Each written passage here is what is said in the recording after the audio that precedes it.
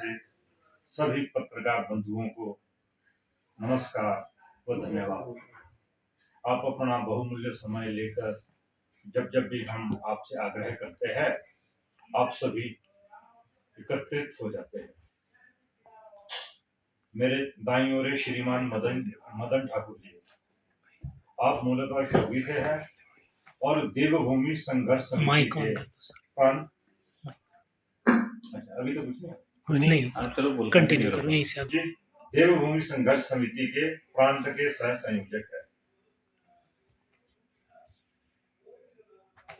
देवभूमि संघर्ष समिति पिछले 5-6 महीनों से हिमाचल प्रदेश पर 2 विषय को लेकर समाज का जनजागरण कर रही है। पहला विषय है बाहर से प्रवासी जो घुसपैठ के रूप में हिमाचल में आ रहे हैं।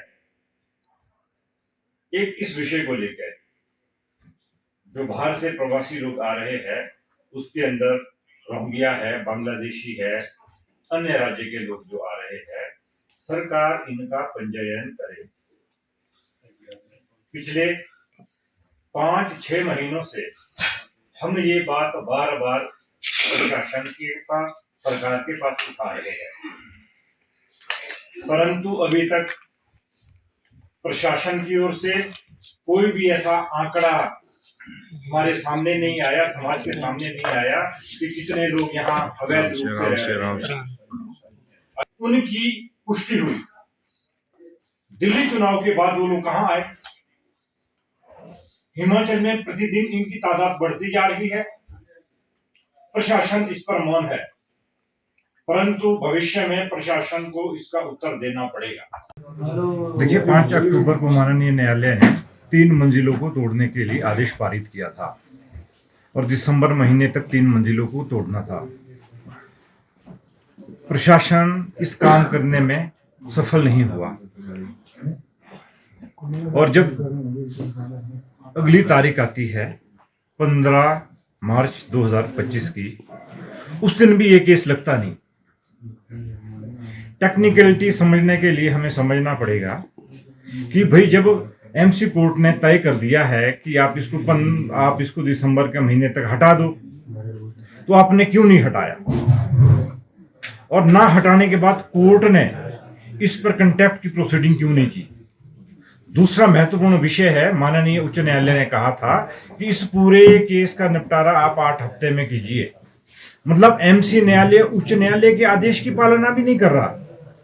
इतना बड़ा षड्यंत्र सरकार के दबाव में अभी तक जो हिंदू समाज सड़कों पर उतरा, इस विषय को लोगों तक लिया, ये सच्चाई क्या है, इसके लिए आगामी महीनों में देवभूमि संघर्ष समिति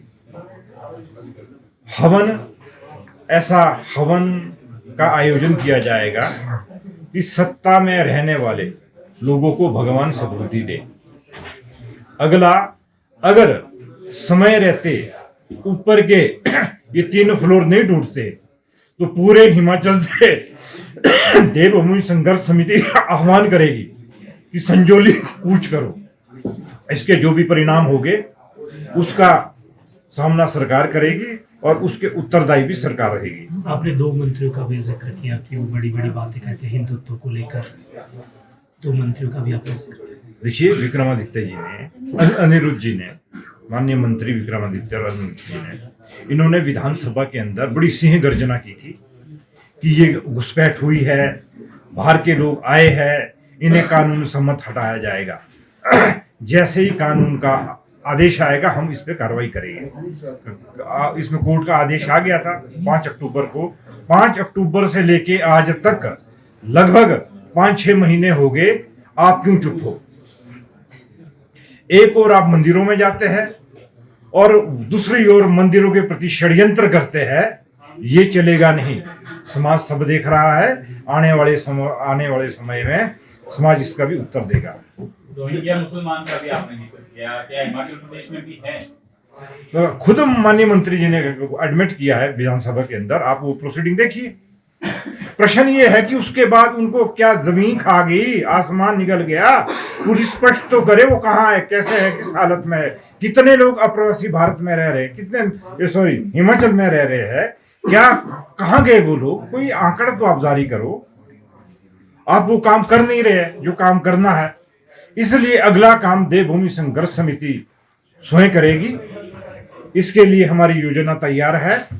अगर सरकार अभी भी ढुलमुल रवैया अपनाता है, इन जो 3 लंटर है पहले इनको तो तोड़िए आप।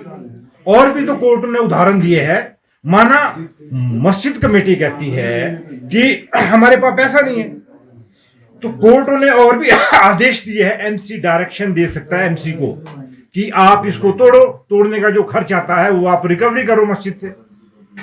आदेश तो कोई भी पारित हो सकता है, पर तब होगा जब आप आदेश पारित करने की मंशा में हो।